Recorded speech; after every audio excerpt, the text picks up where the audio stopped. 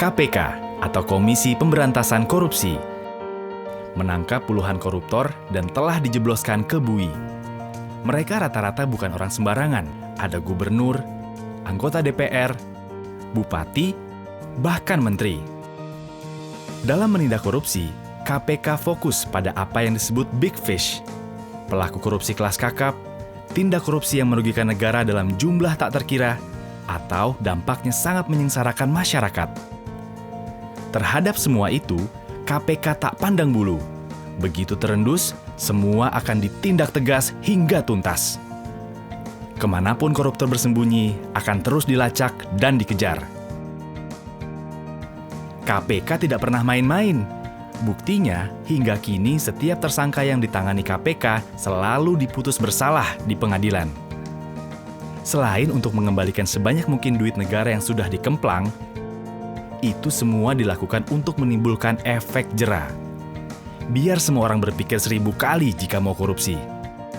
Memang, tak boleh ada kata setengah hati dalam memberantas korupsi.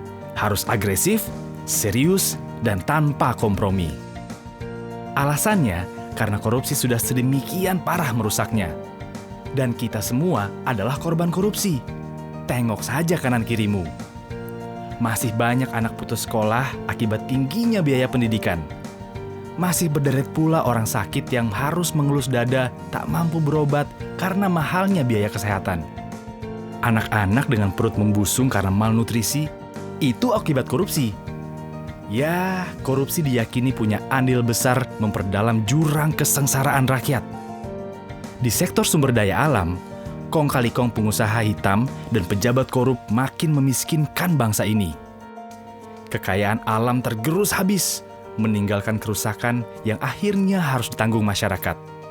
Sektor pangan tak luput dari jarahan para koruptor, membuat ketahanan pangan di negeri yang subur ini melemah. Petani tak berkutik karena tanah pertanian mereka dialihfungsikan menjadi perkebunan atau bahkan perumahan mewah. Sebenarnya usaha memberantas korupsi bukan barang baru. Tapi, sayangnya, badan-badan yang dibentuk silih berganti selalu gagal di tengah jalan. Waktu Orde Lama, pemerintah sudah pernah bikin lembaga anti korupsi juga loh. Nama lembaganya pun canggih, yaitu Panitia Retooling Aparatur Negara dan Komando Tertinggi Retooling Aparat Revolusi. Di zaman Orde Baru, ada tim pemberantasan korupsi, Komisi 4 yang dipimpin Bung Hatta, tokoh proklamator yang dikenal jujur dan berintegritas tinggi, dan juga operasi penertiban atau OPSTIP. Semua lembaga itu tak berumur panjang. Ada saja hambatan yang membuat badan-badan itu akhirnya KO di tengah jalan. Pemberantasan korupsi yang dilakukan dengan cara konvensional ternyata nggak ampuh dan mengalami banyak hambatan. Dari situ, dirasakan perlu metode penegakan hukum yang luar biasa lewat pembentukan lembaga khusus dengan kewenangan luas, independen, bebas dari kekuasaan manapun. Dari sinilah KPK lahir dengan mandat khusus untuk melakukan pemberantasan korupsi. Dengan sejumlah kewenangan yang dimiliki, KPK diamanatkan untuk menuntaskan 5 tugas besar, yaitu melakukan koordinasi, supervisi, monitor, penindakan, dan pencegahan. Satu hal yang ditekankan pada pendirian KPK adalah KPK didesain untuk menjadi pemicu dan pemberdayaan dari institusi pemberantasan korupsi yang telah ada. Istilah kerennya, trigger mechanism. Korupsi tidak bisa dibasmi cuma dengan menangkapi para koruptor. Oleh sebab itu, KPK juga menggarap serius usaha-usaha untuk mencegah korupsi selain upaya penindakan. Bekerja sama dengan banyak institusi, KPK coba mendorong tertutupnya segala lubang kesempatan korupsi.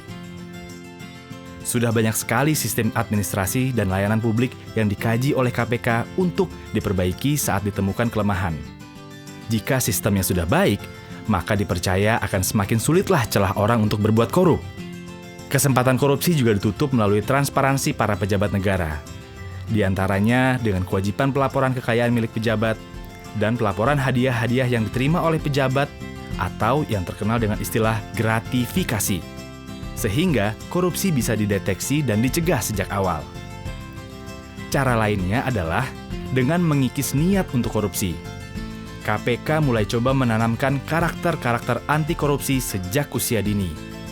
Hingga nantinya diharapkan akan terbangun generasi yang bebas dari korupsi.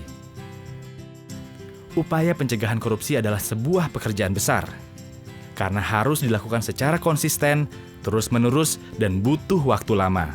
Namun, ini adalah investasi masa depan untuk mewujudkan Indonesia yang lebih baik. KPK nggak bisa sendirian membuat Indonesia jadi bersih. Perlu usaha bersama demi membentuk bangsa yang punya karakter kuat dan bersih.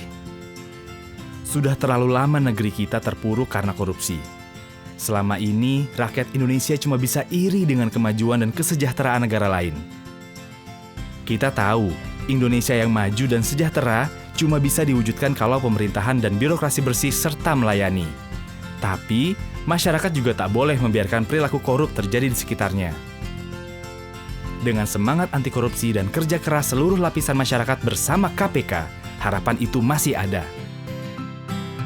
Ayo membangun Indonesia yang bersih dari korupsi, yang maju sejahtera bersama KPK.